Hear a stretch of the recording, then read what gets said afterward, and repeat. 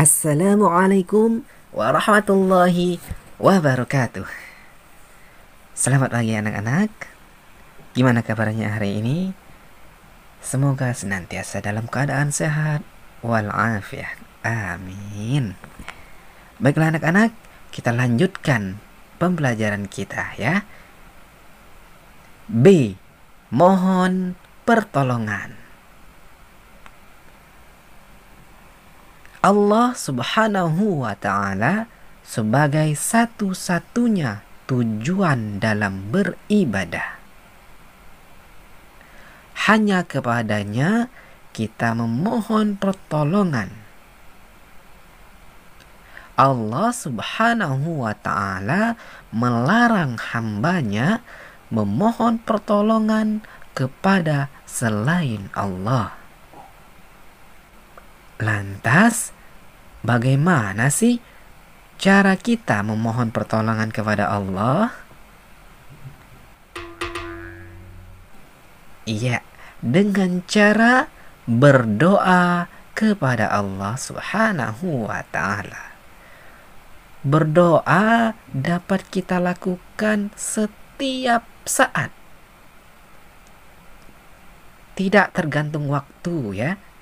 Kita dapat berdoa baik itu di waktu sempit, di waktu lapang, di waktu sehat, di waktu sakit, di waktu senang, maupun di waktu susah. Apa sih keutamaan berdoa itu? Keutamaan berdoa diantaranya Allah Subhanahu wa Ta'ala selalu menyertai hambanya yang senantiasa berdoa kepadanya.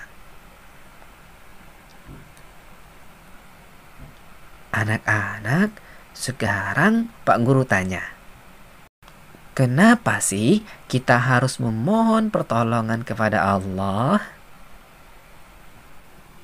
Ayo, kenapa? Bingung ya? Ya, dengarkan ya penjelasan dari Pak Guru berikut ini. Allah Subhanahu wa Ta'ala adalah Tuhan yang menciptakan kita dan merancang rezeki kita.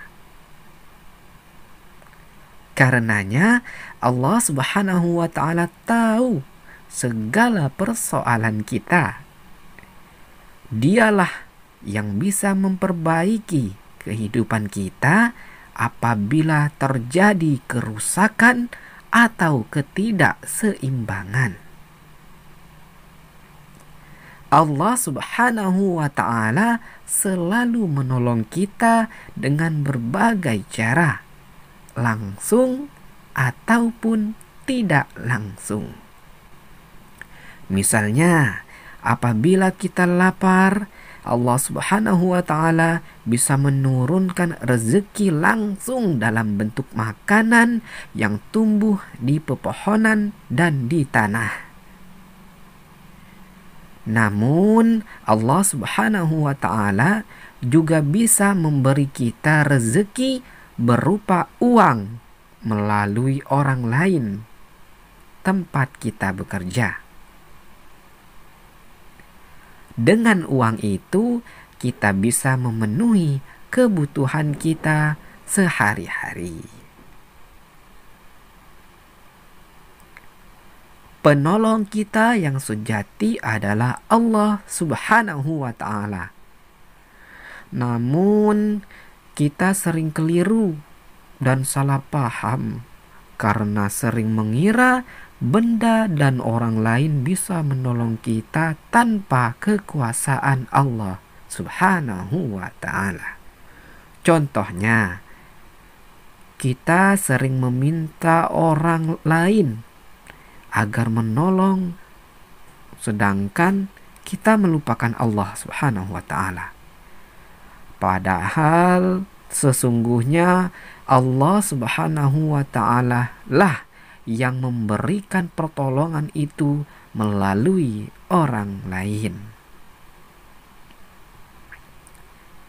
Apabila kita sedang lapar, yang menolong kita bukanlah nasi atau roti yang kita makan.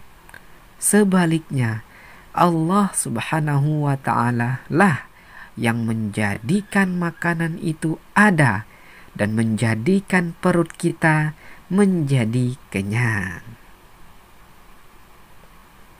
Allah Subhanahu wa Ta'ala mengajarkan kita agar senantiasa meminta pertolongan kepadanya. Misalnya, setiap kita sholat, kita membaca Iyyaka na'budu wa iyyaka nasta'in. Hanya kepada Engkaulah kami menyembah dan hanya kepada Engkaulah kami memohon pertolongan. Quran Surat Al-Fatihah ayat ke-5.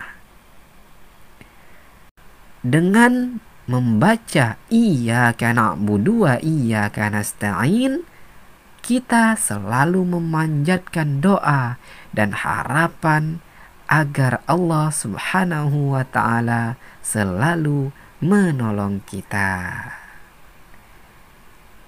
Demikian penjabaran dari materi kita kali ini.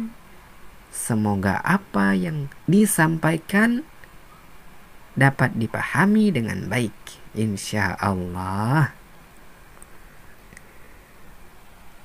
Sikapku, aku harus berdoa kepada Allah Subhanahu wa Ta'ala setiap memulai pekerjaan. Oke, baiklah. Berikut adalah tugas kita hari ini.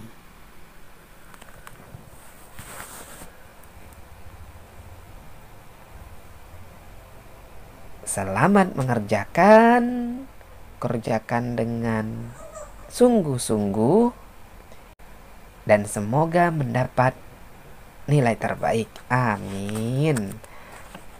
Wassalamualaikum warahmatullahi wabarakatuh. Sampai jumpa di pelajaran berikutnya.